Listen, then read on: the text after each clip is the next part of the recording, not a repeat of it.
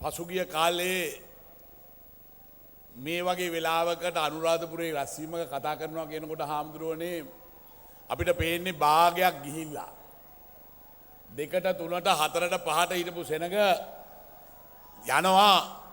මොකද ඈතට යනකොට ඈත කොටි බලාගෙන ඉන්නවා අපේ අය බිලිගන්න. නොත් අද කිසි බයක් නැතුව තමුන්නාන්සේලා අද රැස් වෙලා බලාගෙන ඉන්නවා. මේ රෑබෝ වෙච්ච වෙලාවෙත් මේ අපි දිහා බලන්න. මේ අවුරුදු 4දී ජනතාවට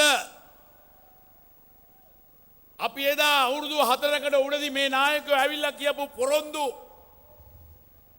ඉටු කරලා තමයි අවුරුදු 4කට පස්සේ අද තමුන්නාන්සේලාගේ ඉදිරියට ඇවිල්ලා තියෙන්නේ.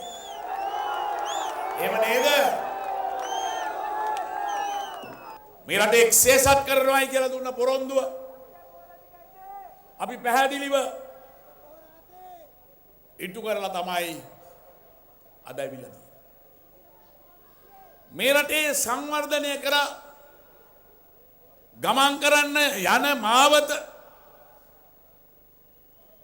අපි පාදගෙන ඉවර වෙලා තමයි අද මේ මැතිවරණයට ඇවිල්ලා තියෙන්නේ. තමුන්නාන්සේලා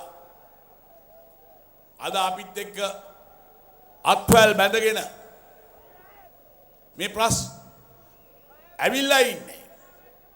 අපි තමුන්නාන්සේලාට දුන්නු පොරොන්දු ඉටු කරපු නිසා. තමුන්නාන්සේලා සෑයීමකටපත් වෙනවද? අපි කරලා තියෙන වැඩ ටිකට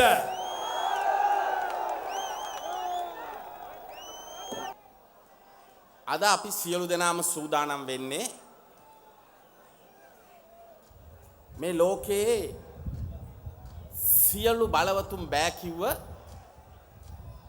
ලෝකයේ කුරුරුම ත්‍රස්තවාදී සංවිධානය කියලා හඳුන්වපු ලෝකයේ බලවත්ම ශක්තිමත්ම ත්‍රස්තවාදී සංවිධානය කියලා හඳුන්වපු කවදාවත් පරාද කරන්න බැහැ කියලා කියපු අපේ රාජ්‍ය නායකයන් ගණනාවකට කරන්න බැරි වෙච්ච කුරුරු කොටි ත්‍රස්තවාදයේ පරාජය කරපු අතිගරු මහින්ද රාජපක්ෂ ගෝවි පුත්‍රයා ආපහු තමුන්නාන්සලාට ඇවිල්ලා දෑත දික් කරනවා.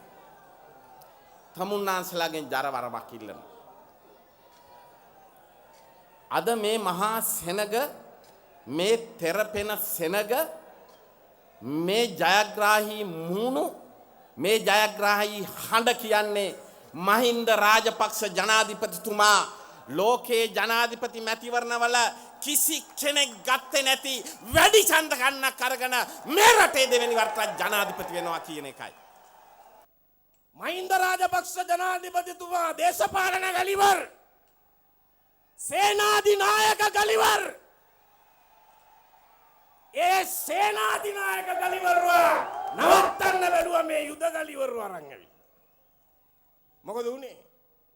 සේනාධිනායක ගලිවර් නැවතුනේ නෑ. සැලසුම් කරපු විදියට වැඩේ අකුරට ටක්කෙට පිළිවෙලට කළා. ඕන් ඇවිල්ලා වික්‍රමසිංහ ලිලිපුට්ටත් එක්ක එකතු වුණා. සෝමවංශ අමරසිංහ අවතැන් වූවන් සව්වා සමග එකතු වුණා. මනෝ ගණේෂන් සමග එකතු වුණා.